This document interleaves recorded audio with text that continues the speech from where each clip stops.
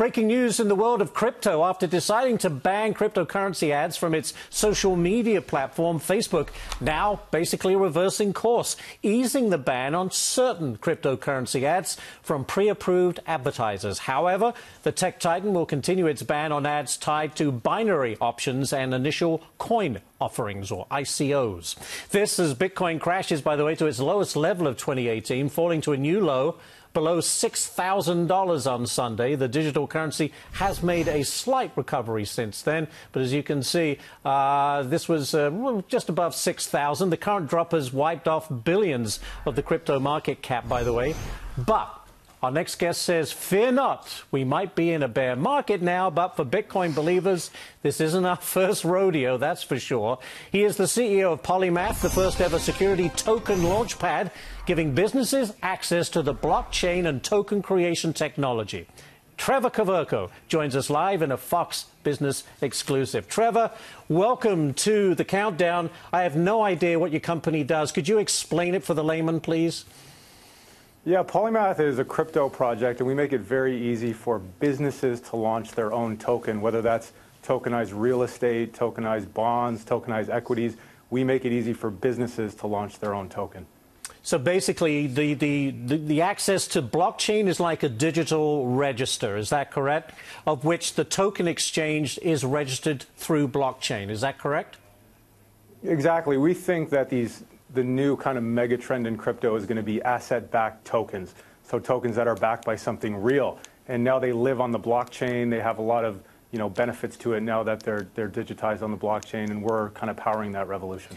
Are you worried about how volatile it seems? I mean, we look at Bitcoin. I understand that's separate to the actual blockchain technology, but we've seen a lot of value wiped out of that. There's concern that a few people own so much of it, so it's open to manipulation. And then, of course, there's the issue of hacking. I mean, how secure and how stable is this environment?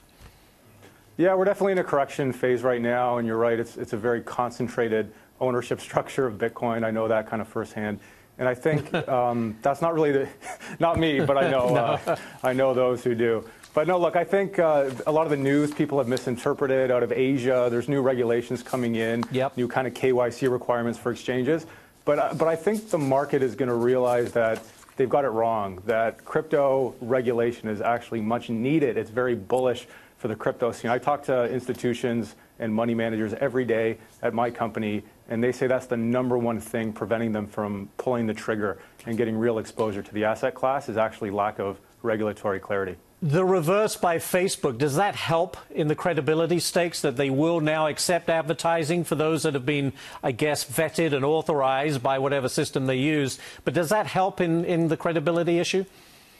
Absolutely. This is huge news. This is new to me. This is fresh off the press. And it legitimizes our space. This is about having kind of the big guys, the big players, not just on Wall Street, but in Silicon Valley, acknowledge that this is a big deal. And I think it's not a huge surprise to me. Wall Street and Silicon Valley were coming to the blockchain. I know people that work at Facebook that are very crypto-friendly. They're some of the smartest developers in the world. And I just tip my hat to Mark Zuckerberg and everyone at Facebook for embracing this new technology. Why is it, what's so great about this particular system compared to the existing system we use today?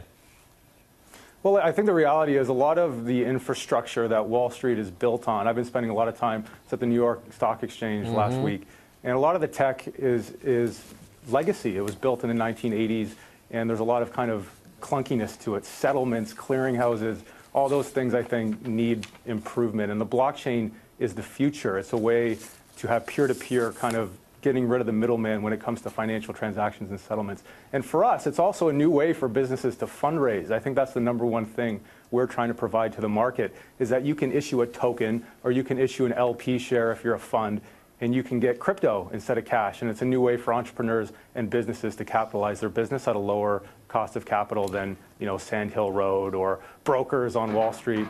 It's definitely a new world. Well, it certainly is. I think I understand it better than when I first introduced you, Trevor, so that's an amazing job on your part. Trevor Kaverko, thank you so much, and good luck with Polymath. Appreciate your time. Thank you very much. Thank you. Cheers.